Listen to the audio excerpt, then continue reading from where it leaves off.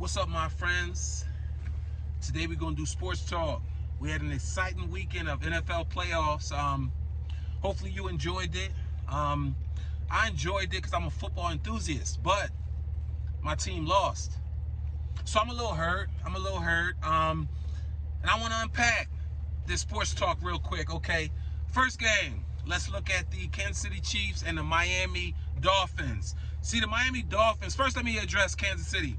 Kansas City is doing some amazing things to get the wins, but they will not win the Super Bowl. I repeat, the Kansas City Chiefs will not win the Super Bowl. I mentioned this on one of my other sports talk. They failed to mention, they don't want to admit that they're missing, their offensive coordinator. The one that said, his name slips me for a second, but the one that said Washington Redskins, the one that was there last year, they're missing him, and they don't want to admit it, but the results don't lie. So you see that they're not the same Kansas City Chiefs that they used to be. They won't win the Super Bowl. They may get knocked out by Buffalo in the next round. Now let's look at the Miami Dolphins. This is the reason Miami Dolphins lost. The Miami Dolphins are the spoiled kid that grew up in the suburbs, not wanting anything, well-to-do family, never had to work hard for anything. The Miami Dolphins are entitled. They are entitled. And once then Kansas City said no. They said no, you're not going to get it.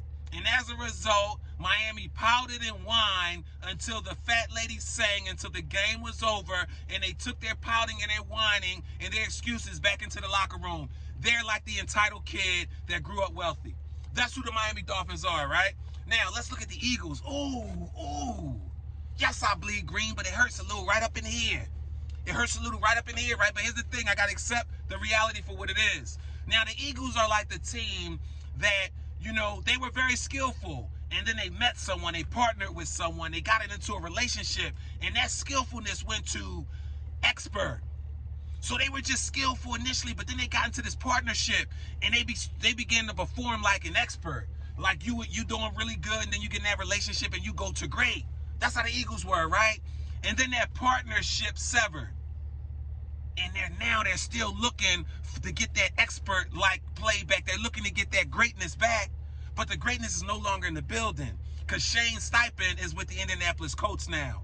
So the Eagles are the relationship. The Eagles are like the person that's hurt from a relationship and don't want to admit how good the other person was. That's who the Eagles are. They're living in pride. They don't want to accept the fact that they never had the magic. Shane Steichen had the magic, and as a result, everybody felt great and performed great. But now you take that magic out, and now it's worse because now you think you can get the magic back.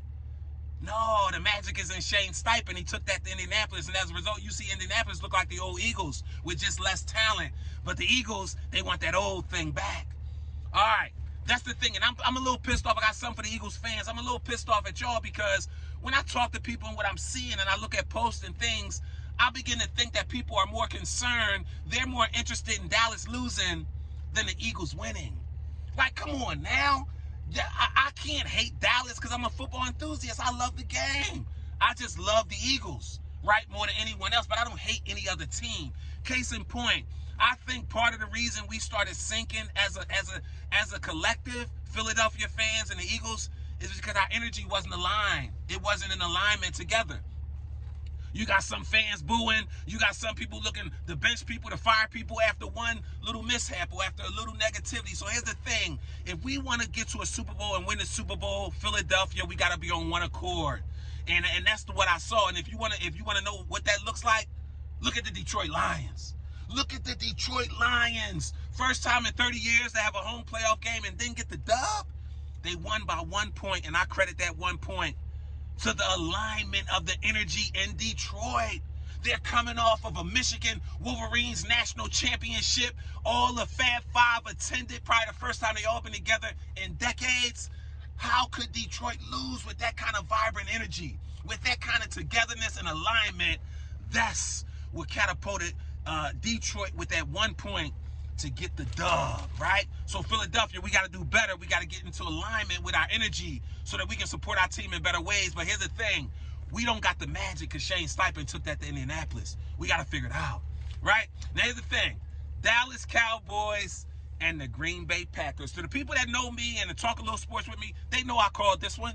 I called Detroit would probably beat Dallas. I know it seemed far-fetched because Dallas had won 15 straight at home, but Detroit was the hottest team in the league in my view, and Jordan Love was playing the best quarterback in my view out of everybody in the entire league, and I'll tell you why after I tell you who Dallas is. Dallas is like Mike Tyson, right? Dallas is like Mike Tyson in two ways and how they performed in the playoffs against Green Bay Packers. The first one is when Mike Tyson said, everyone has a plan until they get hit in the mouth. Everybody got a plan until they get punched in the face. Green Bay came out and they punched Dallas right in the face. Punched them in the face, but see, Dallas allowed, they were stuck in the past. They wasn't in the here and now because they were stuck in that 15-0 at home, and they thought miraculously that it would just fix itself. So they remained in cruise control, and guess what Jordan Love and them kept doing? Ish, ish, ish, take that, ish, ish, ish, uppercut, jab, jab. They never relented. They never relented. They kept giving it to him, and Dallas was like Mike Tyson. The first one is everybody got a plan until they get punched in the face, and the second one is when he fought Buster Douglas. That's who the Dallas Cowboys were yesterday against the Green Bay Packers. They were Mike Tyson when he fought Buster Douglas. Nobody thought he could take down the big, great champ, not 15-0 at home. Nobody thought, but he kept sticking them, bang, bang. And then he didn't relent. He kept sticking them one more, bang, bang. He dropped them a couple times, and then he knocked them out. That's who the Dallas Cowboys are. They reminded me of Mike Tyson during this playoff stretch. So here's the thing. That's my sports talk for today. Listen, we got the playoffs going forward. I give you my thing. Here's the thing. Kansas City Chiefs will not win the Super Bowl. Have a great day. Enjoy the snow.